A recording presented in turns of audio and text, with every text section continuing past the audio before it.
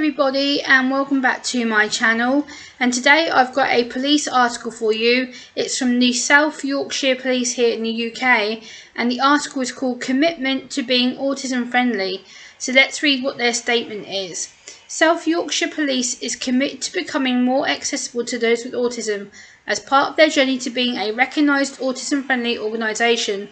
Protecting those who are vulnerable is a force priority, and we want to ensure we can adequately meet the needs of those people who may benefit from additional support in their interactions with us. So far as a force, we have done introduced autism alert cards, enabling police and other emergency services to communicate with autistic residents more effectively and helping those on the autism spectrum feel more comfortable in what potentially could be a stressful situation. Providing passports, which is a document which you can show to people that explains your communication styles and presentation for situations such as travel hubs or shopping malls where it may not be police that you need to speak to. Introduced fidget cubes and widgets, easy to read materials to explain what will happen within the custody suites to help reduce anxiety and stressful situations and sensory overload. Installed autism single points of contact, which basically is a police person, also known as a SPOC, in all districts who are able to provide specialist knowledge and support to people all across the force. A regular presence on local authority autism boards.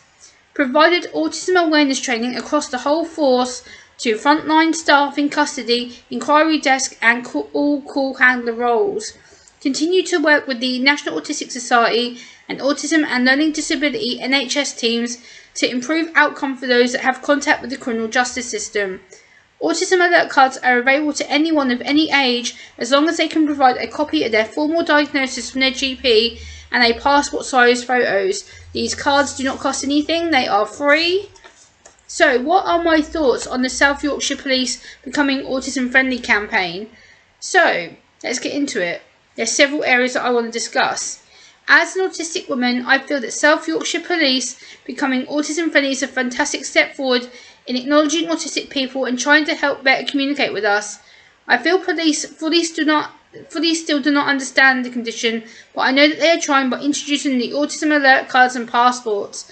I feel this will open up the communication with us in a new way, as well as the police. The only issue I have with this passport idea is that people with autism may get overwhelmed at filling in the information. So let me break it down there. When you fill in this autism passport, it's basically 2 or 3 bits of paper stapled together in a booklet, and it talks about the way you communicate, what you'd like to be called, your name, the way you'd like to be talked to, your emotions kind of thing. I will actually attach a picture of it down in the description for you, and I'll link an article about it as well. Providing widgets and fidgets allows to help people with autism cope better in custody units, which is a fantastic idea, as that when they arrive at custody unit they will be highly anxious, so having a fidget toy to try and help them cope will lessen the potential of a meltdown or serious assault towards staff. I think that also introducing autism single points of contact, aka SPOC, is great. If they have the specialist knowledge of autism in the force, this will make it easier for people with autism to report issues if they ever need to come into contact with the full police, or if they become victims of crime or end up in the criminal justice system, because, you know, we do end up sometimes committing crimes, whatnot. So having a regular presence on local authority autism boards shows that you're wanting to take autism as a serious condition and to help autistic people better communicate. Also, this is not just the autistic people. This is about their family, their friends and other professionals who you may work with in order to enable our support and treat us the right way, talk to us like humans rather than talk to us like we're children or spoiled brats. So again, providing autism trainings across the force to frontline staff and call handlers is vital for better relationships and inclusion within the police force, for people with autism to feel accepted and included, and to feel better understood and less judgment when it comes to our needs and access in the criminal justice system. I'd like that they are also continuing to work with the National Autistic Society and NHS Learning Disability and Autism teams to seek the best outcomes for those on the autism spectrum who come into contact with the criminal justice system or other professionals on their journey to coming into contact with the autism system, because the criminal justice system, let's be frank, doesn't support people properly, and there's so many flaws to it and problems with it. And I feel that South Yorkshire Police has really recognised this. I feel that they've really listened to autistic people, their local residents, local families who have autistic loved ones, or even autistic employees who work with them, who have given them these tips and tricks. Another thing that they can do, like they've said, is to get training, people with the actual lived experience, people who know about autism, people who have it, people who associate with people who have it.